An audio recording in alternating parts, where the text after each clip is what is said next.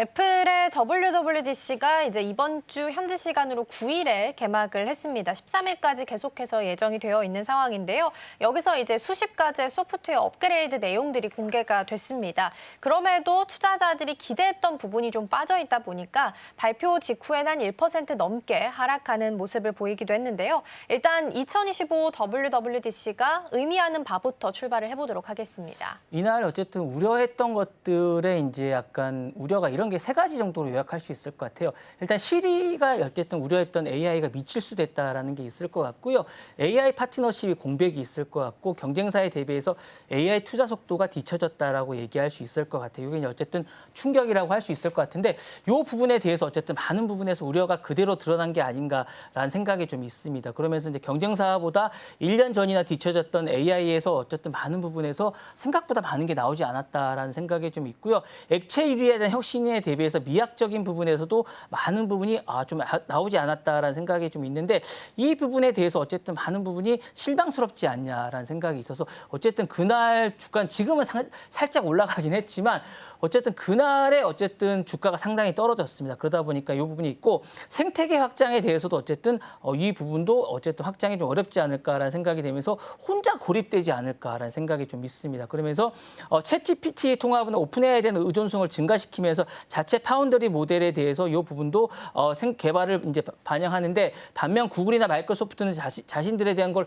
가속화하고 있는데 혼자 지금 애플은 뒤처져 있는 게 아닌가라는 우려가 있고 투자자 신뢰의 하락과 이제 재무적인 영향도 좀 있을 것 같습니다. 이 부분에 대해서 어쨌든 이벤트 반응을 넘어서 AI 투자 지연이라든가 하드웨어 판매 둔화라든가 서비스 수익을 악순환이 계속 반복되는 게 아닌가라는 생각이 들고 있으면서 이런 부분들은 상당히 많은 부분에 우려가 좀 있는 생각이 들고요. 애플은 디자인 리프레스라든가 연도 전환이라든가 이런 부분을 강조했지만 이런 건 사실 이 투자자들이나 어떤 제품을 사용하는 사용자들이 바보가 아닙니다. 그러다 보니까 전략적 우위를 상실한 그런 행사가 아니었나.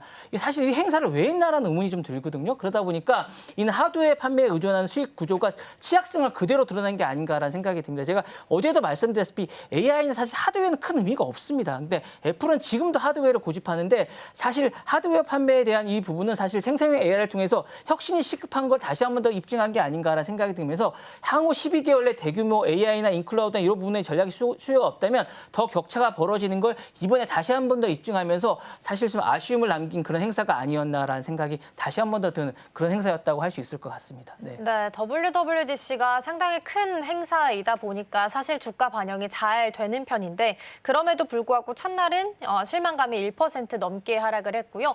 개최한 첫날 주가가 하락한 건 또 2013년 이후 처음 있는 일이라고 합니다. 그럼 일단 실망한 부분이 특히나 AI 기술 쪽일 텐데 AI 기술이 시장 경쟁력에 있어서는 애플한테 있어서는 좀 약점으로 작용할 수도 있을 것 같아요. 네, 맞습니다. 말씀하신 대로 부정적인 영향을 많이 미쳤는데요. 경쟁사 대비해서 기술적 격차를 확대하는 걸 보여줬다라고 할 수 있을 것 같고 말씀하신 대로 이번에 WWDC의 EO가 사실은 상당히 약간 부정적인 역할을 했는데 첫 번째로는 부정적인 어쨌든 경쟁사 대비해서 기술 격차를 보여줬습니다. 사실 이번에 대해서는 어쨌든 복잡한 추론이라든가 창의적 작업이라든가 이 부분에 대해서 열악할 수밖에 없다는 걸 다시 한 번 더 보여줬고 실제로 사용자 설문에서 애플의 AI 기능이 거의 가치가 없다는 평가를 이번에 받았습니다. 이런 건 처음입니다. 사실 AI 비서에서 있어서 혁신이 개선이 지연되고 있다는 걸 보여줬기 때문에 정말 저도 저도 사용자로서 실망스럽다는 걸 다시 한 번 더 느꼈고요.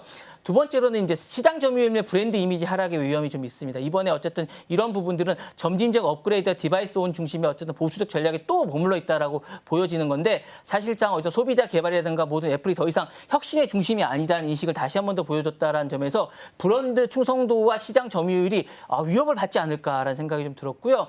세 번째로는 하드웨어 판매와 어쨌든 이런 둔화가 수익성 악화를 가져오지 않을까라는 생각이 들고 AI를 활용한 서비스에서도 수익성 악화가 우려됩니다. 앱스토어라든가 음악이라든가 영상도 사실상 달아나지 않을까. 특히 이 구독형 이런 부분들이 사실은 지금 유튜브라든가 이런 쪽으로 이동하지 않을까라는 우려가 좀 있을 생각이 좀 있을 것 같고요.